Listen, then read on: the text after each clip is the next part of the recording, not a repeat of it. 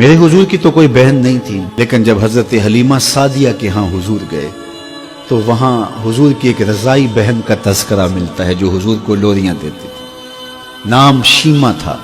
تو شام کے وقت جب خواتین کھانا پکانے میں مصروف ہونے لگتی تو بہنیں ویر اٹھا کر کے باہر لے جاتی۔ ہر بہن کا خیال یہ ہوتا کہ میرے ویر سے سونا زمانے میں کوئی نہیں۔ کہتے ہیں خوبصورتی دیکھنے والے کی آنکھ میں ہوتی ہے، جس کے ویر کا رنگ سونا ہوتا تو وہ کہتی رنگ نہیں تو کچھ بھی نہیں ہے، اور جس کے نقوش تیکھے ہوتے تو وہ کہتی کہ رنگ کا کیا ہے، حسن تو نقوش میں ہوتا ہے۔ جس کی آنکھیں خوبصورت ہوتی وہ کہتی میرے ویر کی جھیل جیسی آنکھیں تو دیکھو۔ اب یہی بنو سعد کے محلے میں ہوتا، بچیاں اپنے ویر اٹھا کے لے آتی، ایک کہتی میرے ویر ورگا کوئی نہیں، دوسری کہتی میرے ویر جیسا نہیں۔ اتنے میں حضرت شیمہ اپنا ویر محمد اٹھا کے لے آتے اور دور سے کہتے نہیں میرا ویر بھی آ گیا، تو سب کے سر جھک جاتے، کہتے نہیں نہیں نہیں نہیں شیمہ تیرے ویر کا مقابلہ تو نہیں نا، ہم تو آپس میں بات کر رہی ہیں۔ اور پھر جب کسی بہن کے ویر کو متفقہ طور پہ ساری کہہ دیں کہ تیرا ویر ہی سونا ہے تو پھر اس کا فخر تردید نہیں ہوگا نا، پھر ان کا ذوق آسمان کو چھونے لگتا۔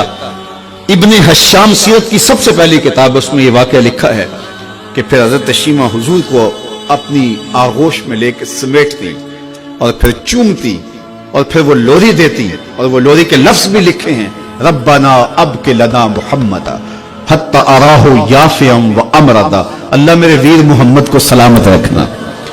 آج یہ پالنے میں بچوں کا سردار ہے، کل وہ لمحے آئے جوانوں کا بھی سردار، اور پھر جھوم جاتی اور کیا خوشی ان کی دیدنی ہوتی۔ اور پھر وہ منظر بھی آیا کہ حضور علیہ السلام مکے چلے گئے اور یہ جوان ہوئی اور پھر ان کی شادی کسی قبیلے میں ہو گئی۔ آقا کریم نے اعلان نبوت کیا، 13 سال کا وقت کٹا اور پھر حضور مدینہ شریف چلے گئے۔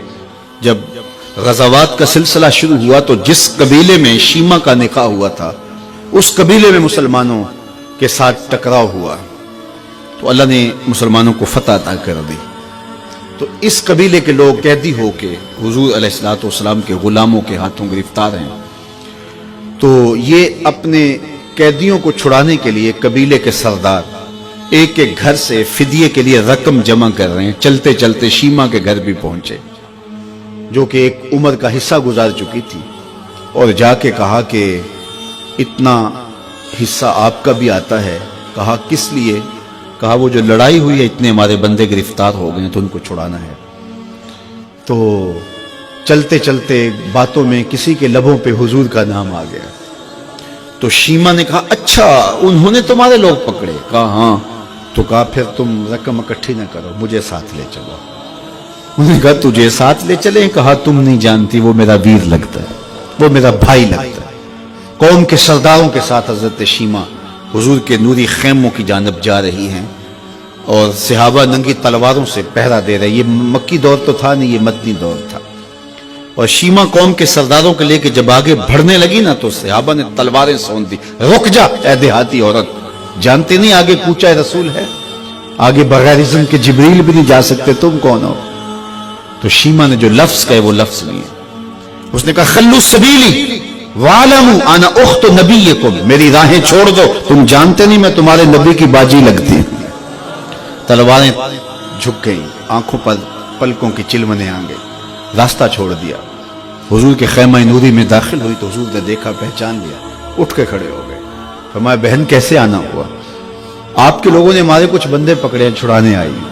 تو فرمایا بہن تو نے زحمت گوارا کیوں کی؟ تو پیغام بھیج دیتی میں یوں ہی چھوڑ دیتا، لیکن تم آ گئی ہو، اچھا ہوا ملاقات ہوئی۔